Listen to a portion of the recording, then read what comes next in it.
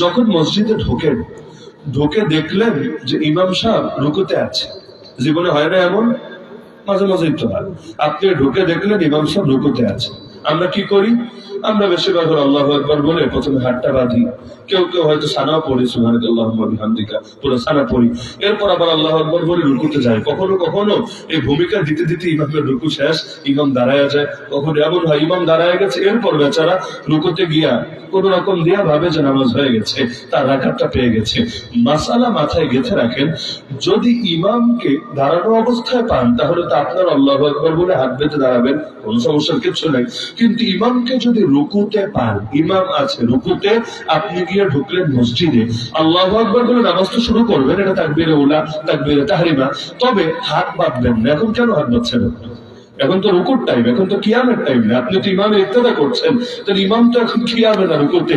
হাত বাঁধছেন কিসের জন্য? হাত বাঁধছেন আপনি, ইমাম তো রুকুতে, আপনাকেও যেতে হবে রুকুতে। আর তাকবীর দুইটা দিতে হবে। প্রথম তাকবীর হলো তাকবীরে তাহরিমা, দ্বিতীয় তাকবীর হলো রুকুর তাকবীর। তাকবীর লাগবে দুইটা, একটা দিলে আবার হচ্ছে না, তাকবীর লাগবে দুইটা। তবে মাঝখানে হাত বাঁধার কোনো প্রয়োজন নাই, এইটাই মাসালা। যদি আমাদের দেশে উল্টাটা চলে এবং কেউ কেউ হয়তো খটকাও খাবেন, আরে হুজুর এইটা মাসালা আমরা তো সারা জীবন অন্যটা জেনেছেন রেফারেন্স ছাড়া, পারলে একটা রেফারেন্স আমার এনে দিয়েন না। আমি আপনার ফতোয়া চ্যালেঞ্জ দিয়ে দিলাম, পারলে রেফারেন্স আমাকে এনে দিয়েন। ফতোয়া এটাই, আপনি যদি ইমামকে দাঁড়ানো না পান, রুকুতে পান, আপনি হাত বাঁধবেন না। আল্লাহু আকবার, নামাজ শুরু, আবার আল্লাহু আকবার, রুকুতে চলে যান। রুকুতে গিয়ে আপনি ইমামের সাথে সুবহান রাব্বিয়াল আযীম, সুবহান রাব্বিয়াল আযীম, সুবহান রাব্বিয়াল আযীম পড়তে থাকেন। মনে থাকবে ইনশাআল্লাহ। কারণ যদি খটকা থাকে, মাদ্রাসা যেখানে ভালো দারুল ইফতা আছে, ফতোয়া বিভাগ আছে, সেখান থেকে লিখিত ফতোয়া নিয়ে আসতে পারেন। আমার কথা গ্রহণের দরকার নেই। সন্দেহ থাকলে নিজে তাকিব করে নেন, আমার আপত্তির কিছু নেই। আর যারা অনলাইন ব্যবহারে অভ্যস্ত, ওই আল কাউসারের মধ্যে এই বিষয়ে দেখবেন সচেতনতা, একটা প্রচলিত ভুলের মধ্যে আলোচনা আছে। আল কাউসার.com, অর্থাৎ আল্লামা আব্দুল মালিক হাফিজাহুল্লাহ, আমাদের উস্তাদ, যিনি বাইতুল মুকাররমের খতিব, তার পত্রিকার মধ্যে ওটা পাবেন, সার্চ করে আপনারা দেখে নিতে পারেন। দ্বিতীয় বিষয় হলো, নামাজ শেষ করার পর আমরা অনেক সময় পেছনের মুসল্লিরা চাপ দিই। কিভাবে? মনে করেন আমি মাজবুক, কাজটা আমার হলো, ধরেন আমি মাজবুক, আমি পেছনে আছি, আপনি সামনে আছেন, আপনার নামাজ আগে শেষ হয়ে গেছে, আমি যেহেতু পরে এসেছি, আমার নামাজটা শেষ হতে আরেকটু টাইম লাগবে। আপনি নামাজ শেষ করে আপনার এখন বের হওয়ার জন্য পরাণ ছটফট করছে, কারণ একটু এখনই বের না হলে 30 সেকেন্ড পরে বের হলে আপনার বিশাল কবিরা গুনাহ হয়ে যাবে, বা মোটামুটি এক পা জাহান্নামে চলে যাবে। এজন্য আপনার খুব তাড়াহুড়ো করে বের হতে হবে। ভালো কথা, এখন দাঁড়ায় উঠে আপনি বারবার পেছনে তাকাচ্ছেন, শেষ হয় না কেন? অথবা বৈশাখী বারবার পেছনে তাকাচ্ছে, হুজুর এত লম্বা করে কেন? মানে এটা হলো সিগন্যাল, হলুদ কার্ড আর কি। ভাইও তাড়াতাড়ি শেষ করো, তুমি শেষ না করলে আমি বের হবো কিভাবে? এই যে কাজগুলো করছেন না, আপনার গুনাহ হচ্ছে। তো বলবেন করণীয় কি? আপনার উঠে যেতে মনে চাইলে উঠে যান না, নামাজের সামনে দিয়ে ক্রস করা নিষেধ। অবু মরু ক্রস মানে কি?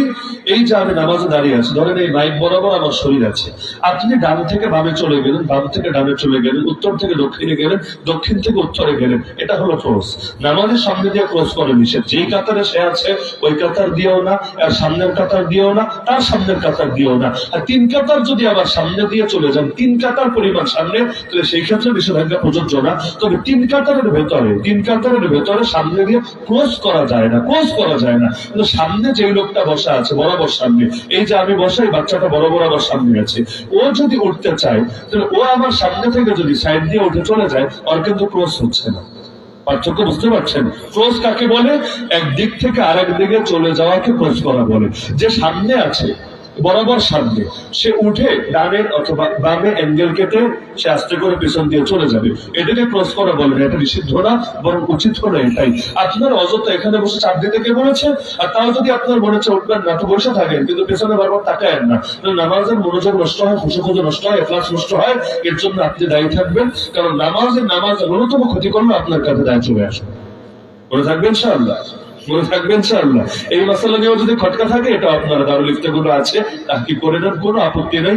আমার মুখের কথা গ্রহণের কোনো প্রয়োজন নেই, নিজেরা তাহকিক করে নেন। তবে মূল মাসালা এটা, চাপ দিবেন না, চাপ দিলে এটা নামাজের সাথে ঠিক না। নামাজ ন্যূনতম ক্ষতি করা যায় না। সবচাইতে বেশি আপনারা করেন ক্ষতি রিংটন বাজিয়ে, হয় না?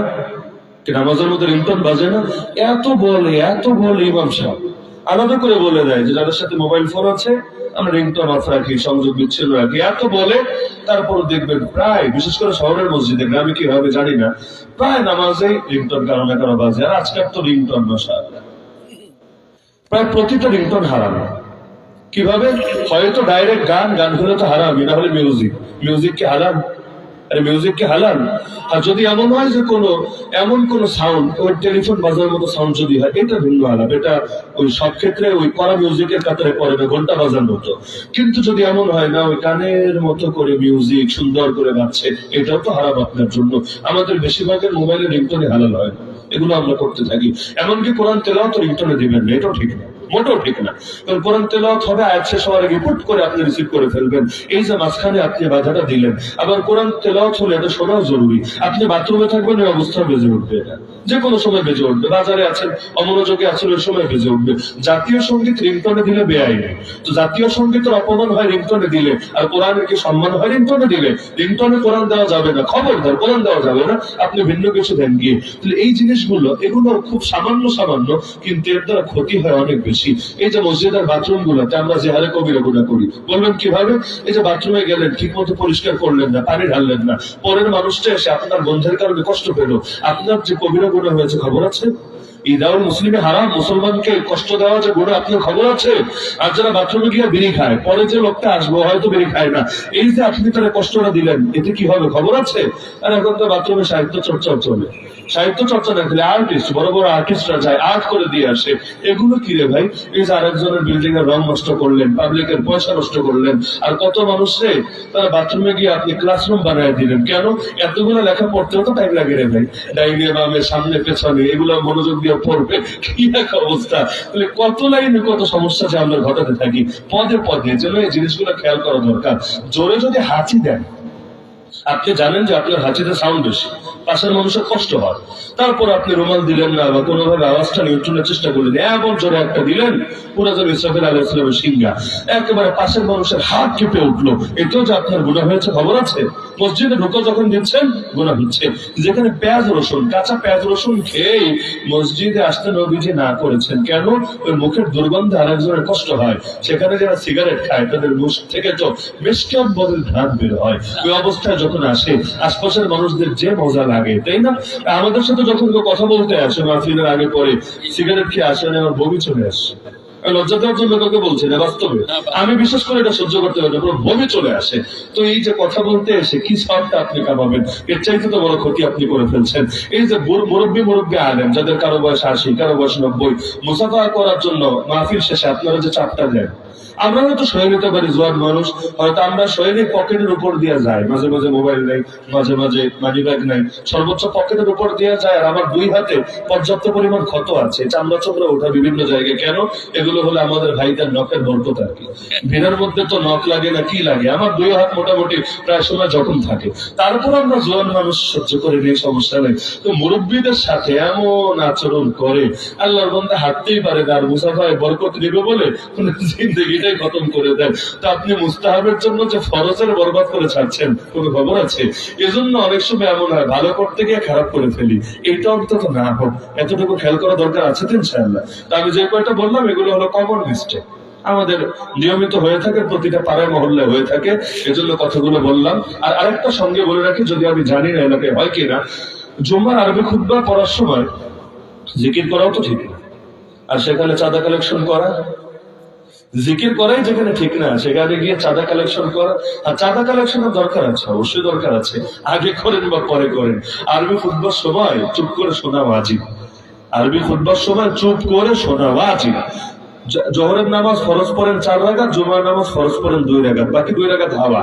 ওই 2 রাকাতের স্থলে বিশিষ্ট হলো 2টা খুতবা, কায়েম মাকাম। ওই 2 খুতবার সময় অনেক কিছু নিষিদ্ধ, যেভাবে নামাজের মধ্যে অনেক কিছু নিষিদ্ধ। তো এই খুতবা চলাকালীন একদম মনোযোগ দিয়ে শুনতে হবে। তো খুতবার সময় টাকা কালেকশন প্রায় মসজিদে করে, প্রায় মসজিদে। সাবধান, এই কাজগুলো থেকে আমরা বিরত থাকার চেষ্টা করি ইনশাআল্লাহ। ভালো করতে গিয়ে অন্তত গুনাহের কারণ না হই, মনে থাকবে ইনশাআল্লাহ। সর্বশেষ কষ্টটা দিই, সেটা হলো এই যে মাহফিল না, এটা মাহফিল তো নাকি, পাশে বাজার আছে না? আর বাজারওয়ালারা কষ্ট পায় না, আমি বাজারের বিপক্ষে বলছি না। এই যে পাশে তো বাজার আছে, তাই না? মাগরিবের পর ধরেন আমাকে স্টেজে দেওয়ার আগে এখানে কালামে পাকে তেলাওয়াত হয়েছে না?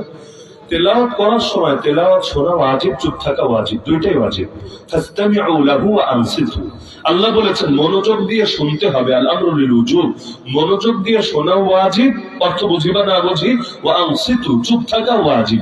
তাহলে এই যে মাইকে যখন তেলাওয়াত হলো, আমাদের সবার জন্য মনোযোগ দিয়ে শোনা এবং চুপ থাকা ওয়াজিব ছিল নাকি ছিল না? নাকি কোরআনের এই আয়াত আমাদের দৌলতপুরের জন্য, দয়াবীরের জন্য প্রযোজ্য না? অবশ্যই প্রযোজ্য। তাহলে আপনাকে তো এটা নিশ্চিত করতে হবে আপনার দ্বারা যাতে কোরআনের অবমূল্যায়ন না হয়। যে সময় ধরেন কোরআন তেলাওয়াত দিবেন, এই পরিমাণ এরিয়ার মধ্যে সাউন্ড দিয়ে যে পরিমাণ মানুষ আদবটা রক্ষা করবে। মানে কি, যে পরিমাণ মানুষ কোরআন শুনবে, আপনি এত দূরে মাইক লাগিয়ে রেখেছেন যেখানে মানুষ আপনি জানেন এই টাইমে আড্ডা মারছে, এই টাইমে বিড়ি সিগারেট খাচ্ছে, এই টাইমে অন্য কাজ করছে, এই যে সে কোরআনের সম্মান দিচ্ছে না, এর জন্য দায় কিন্তু আপনার কাছে আসবে। এজন্য আমি মেখল এলাকায় দেখেছি, মেখল চিনেন, হাটাজারি মেখল মাদ্রাসাগুলোর নাম শোনার কথা। মেখল এলাকায় আমার যে কয়েকবার মাহফিল পড়েছে, আমি একটা কমন দৃশ্য দেখেছি, সেখানে এই যে মাইকে কোরআন তেলাওয়াত হয় না। দেখা যায় নামাজ শেষ, বক্তাকে দিয়ে দিচ্ছে বা সর্বোচ্চ গজল গাচ্ছে। আমি প্রথমে একটু খটকা লেগেছিল যে গজল গাইতে পারে, কোরআন তেলাওয়াত করছে না, মানে কারণটা কি? কোরআনের প্রতি মহব্বত কম, এটা তো হওয়ার কথা না, কারণ কি? পরবর্তীতে জিজ্ঞাসা করে জানলাম না, আসলে কোরআনের সামনে যাতে আমি তো করবোই না, কিন্তু কারো দ্বারা যাতে কোনো বেয়াদবি প্রকাশ না পায়, অবমূল্যায়ন না হয়, এজন্য এই ব্যবস্থা। তাও যদি কোরআন তেলাওয়াত করতে হয়, ওইটাই অপারেটরে বলবেন একটু মাইক কমাও, মাইক কমাও। কেন? কারণ দূরের মাইক এগুলা না চলুক, যারা শুনবে, আমার সামনে যারা আছে তারা শুনবে, তারা শুনুক, পরে আবার বাইরের মাইক দিয়ে দিও, এগুলো তাদের কন্ট্রোলেই থাকে, ব্যাস করে ফেলেন। হ্যাঁ, এখন বলবেন যে বয়ানের মধ্যেও তো আয়াত আসে, বয়ানের মধ্যে আয়াত আসলে এখানে তেলাওয়াতটা মূল মাকসাদ না, এখানে তালিমটা মূল মাকসাদ, মূল আলোচনাটা মূল মাকসাদ। তাহলে এখানে এটা মেনটেন করে একটু জটিলই বটে, তারপরে অত্যন্ত এটাই এখানেও মেনটেন করো। তারপরে যদি একান্ত নাও পারেন, তাও মানলাম যে না, এখানে কিছুটা একটু দুর্বলতা আছে বা কিছুটা একটু ঝামেলা, কিন্তু ওই জায়গায় তো পুরোই ঝামেলা। এই জন্য কোরআন তেলাওয়াতের সময় হয়তো বাইরের মাইক অফ করে দিন, অথবা যতদূর সাউন্ড যাবে সবাই যদি কোরআন তেলাওয়াত শুনে চুপ থাকে, এই ব্যবস্থা করে দিন। আর যদি দুইটা না হয়, তাহলে অন্তত পক্ষে তেলাওয়াতটা কিছু করা যায় কিনা এটা আপনারা ফিকির করেন। প্রয়োজনে তেলাওয়াত নাই হলো, কিন্তু কোরআন তেলাওয়াত করে কোরআনের সামনে যাতে বেয়াদবি না হয়ে যায়। কষ্ট পেলেন নাকি? সবগুলো কথাই এমন কেউ কষ্ট পেতে পারেন। শুরুই তো করলাম প্রাণের বোতল ফেলে দিয়ে, প্রাণের মালিক দেখলে তো আমার খবর আছে, তো দেখলে কিছু করার নেই। দোকানে হয়তো প্রায় দোকানে প্রাণের মাল পাওয়া যাবে, কিছু করার নেই। আপনাদের বাড়িতে আরএফএল এর প্রোডাক্ট দিয়ে ভরা, কিছু করার নেই। কিন্তু যা বলা সেটা অন্তত বলে যাই। এখন কারো ভালো লাগলো কিছু করার নেই, ভালো না লাগলো কিছু করার নেই, যেটা দায়িত্ব ছিল বলে গেলাম। যদি